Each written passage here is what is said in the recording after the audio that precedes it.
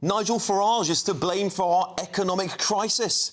That's the absolutely mad suggestion now being cooked up by the most unpopular Prime Minister alongside the most unpopular Chancellor in our history.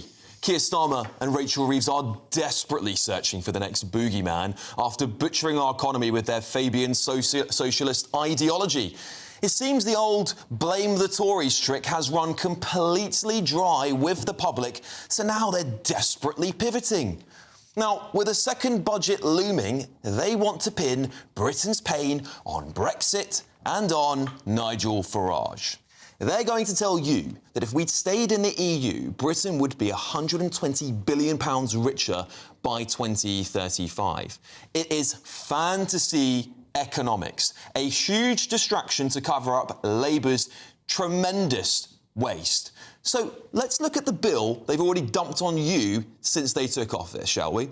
£9.4 billion to appease their union paymasters with public sector wage hikes, £21.9 billion in departmental overspends, £20 billion on scientifically untested carbon capture schemes, £4.5 billion this year alone on the illegal migration crisis, hotels, benefits, handouts, and that's projected to balloon to £15.3 billion over the next decade. £7 billion on the Afghan resettlement scheme, botched further by a data breach, of course. £6.2 billion lost on Quango overruns and those unelected bureaucrats wasting your money. £35 billion handed over in the Chagos Island surrender deal, money Mauritius is using to give its people, well, 95% of them, 100% income tax. And for good measure, £500,000 splurged by David Lammy's Foreign Office on fine dining. Just those items alone amount to between £108 billion and £114 billion of waste since Labour took office. And yet, they've got the audacity to tell you it's Brexit that's bankrupted Britain.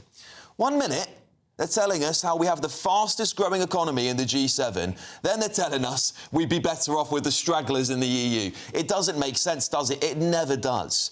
And how dare they? How dare these charlatans blame Nigel Farage, a man who's never been in government, for the mess that they've made? It's pathetic, shameless, and frankly, it insults you, the public's intelligence. And here's the irony. While Starmer and Reeves are pointing the finger, the electorate is flocking to the very man they're trying to demonise. Reform support has tripled since the election.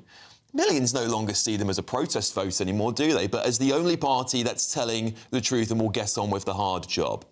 This is distraction politics at its most desperate. Only a year in to office, might I add. A government with a net approval of -67, flogging higher taxes while calling Farage a snake oil merchant. Well, the real snake oil is Labour's empty promises. And soon enough, the British people will give them the reckoning they well deserved for driving this country even further into the ground. Well, we're living in a time of what feels like pretty significant social change, and it makes us question things that we've even taken for granted for decades. And one of those at the moment that people are wondering about is actually money. Is the money in your bank account safe? Should you be investing elsewhere? Are we looking at a potential global crash? What will it mean for your savings? Is there a way that you could be using your money that might be outside of government control even? Well, TallyMoney is potentially one solution. So I'm delighted to say that I'm joined today by the CEO and founder of TallyMoney, Cameron Parry. What is TallyMoney? Well, at TallyMoney, you basically get gold you can spend. So we give people an individual account in their name, everyday account. They get a sort code, an account number. They use that account just like they would pounds from their bank, but it's milligrams of gold that we brand as Tally. Okay. Why would you do that, though? What is the benefit to the customer instead of just having a normal pound sterling account? Gold's performance against the pound is above 11% per annum over the last 25 years on average. But we still need money in our daily lives, and we have savings. We know that it's good common sense and prudent to save up for things, not just living credit. You know, whether it's a holiday or a rainy day, your retirement planning, You need to have money in your life, basically, that you can rely on, that's dependable, that nobody meddles with, that nobody can weaponise against you, which is another element of government control when it's the government currency, which we could talk about another time. And it should be pretty simple and straightforward. And that's what we deliver at Tally. And really, we just want people to feel safe and happy with their money. There was a time when the bigger your bank balance, the more confident you felt. Now it's like, I need to do something with it. I can't leave it there. In Tally, you can. OK, brilliant. Cameron Parry from TallyMoney, thank you so much. Thank you, Bev.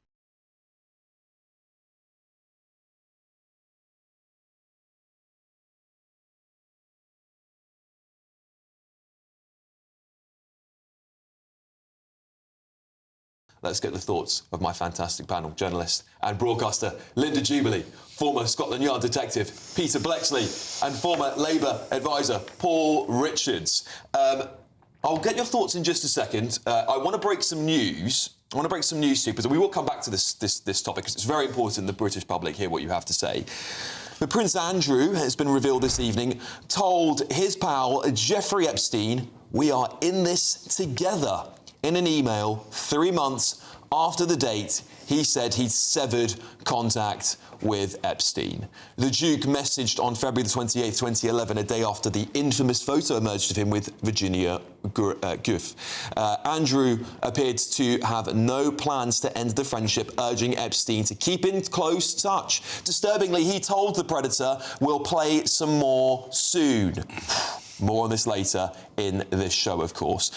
Linda, I want to go back to our topic of the evening, which is, of course, about the leaked plans to blame Nigel Farage and Brexit for the economic crisis we're in. I think it stinks of desperation.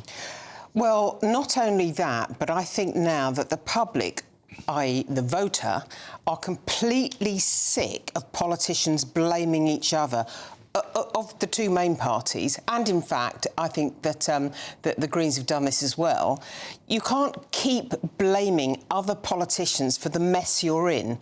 But the worst one at this is Keir Starmer and Rachel Reeves. The fact of the matter is that no one wants to know what went on in the past. What they want to know is what is being done to solve really profound and serious economic problems in the future. Now, the fact of the matter, we have got to deal with a massive and growing older population, with a negative birth rate, with a smaller and smaller section of the population working so that they can pay taxes into the exchequer. And then we've got immigration on top of that.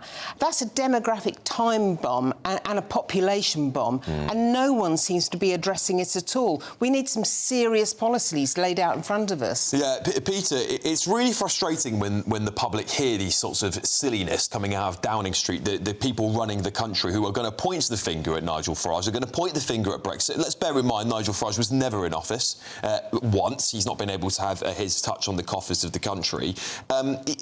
You know, it gets to a point where you say you've just run out of excuses, haven't you? One of the subjects that you raise as part of Labour's ridiculous spending is, of course, illegal migration, right? It's Saturday night. There are programmes when the sports scores get presented. So stand by, camera. Here we go. The scores are just in on the illegal immigration. Illegal immigrants, 1,659. That's just in the last 3 days. Thrown out by Sir Keir Starmer, nil. I think that's a resounding victory for people coming here on dinghies, and a huge, huge insult yet again to the British people who are paying for this avoidable nonsense. And Paul, please tell me, how is smashing the gangs going exactly? So the question was, do we get into a blame game or not, don't we? And I think it's legitimate to say that we've had a 10 years underinvestment in the economy. It started with Cameron and Osborne and the austerity. Liz Truss obviously blew the whole thing up. You can blame COVID too for the weaknesses in the economy. You can blame the crisis on the borders, as Peter does, but you can also blame Brexit, which is the point that Starmer's making. You know, I've never met anyone who thinks we're better off now than we were before Brexit. The benefits that were promised have not accrued.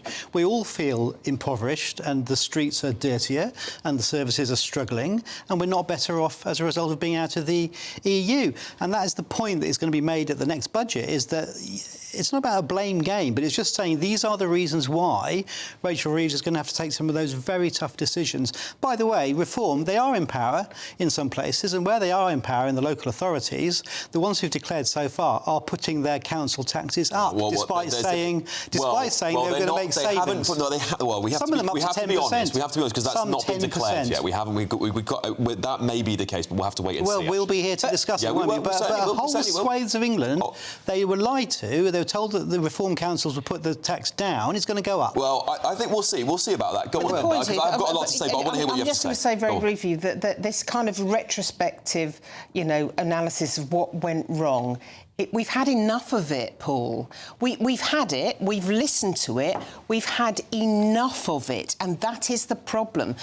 Look now, after the conference, at the strategic position of Keir Starmer. He has carried on blaming Farage, naming Farage in his speech, blaming Reform, etc., etc. Kemi Badenoch has actually had a change in strategy. I don't think she actually named Farage once in her speech, and she has clearly made a strategic decision not to go on and on blaming Reform and mentioning them all the time. Because when push comes to shove, what we have to do is sit down and figure out some policies which are going to be very hard to implement and very hard for people to stomach. And Paul, you make a living out of politics. To say that politics is not a blame game is ridiculous. Of course you blame the government that's in charge. They're in charge, they're running the show, or supposed to be.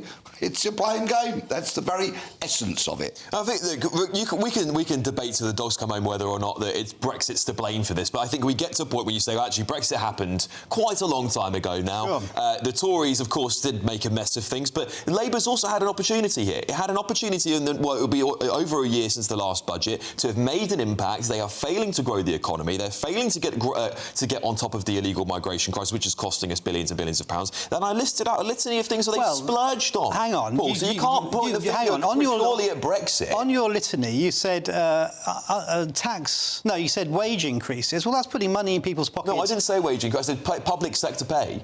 Well, that is a wage increase. Well, sure, but it's coming at the cost to the private sector, right? It's putting money in the pocket of people who then spend that in local pubs and restaurants and shops. But what's going to happen in the autumn? Money into the economy. But what's going to happen in the autumn with the next budget? You're going to tax us for that. Then you said departmental overspends. Well, that's money going into the National Health Service to bring down the waiting list, so that's a good thing. That's not working either, is it? Well, the waiting lists are coming down, so I would argue that the funding is. So actually, you do need to invest in the National Health Service.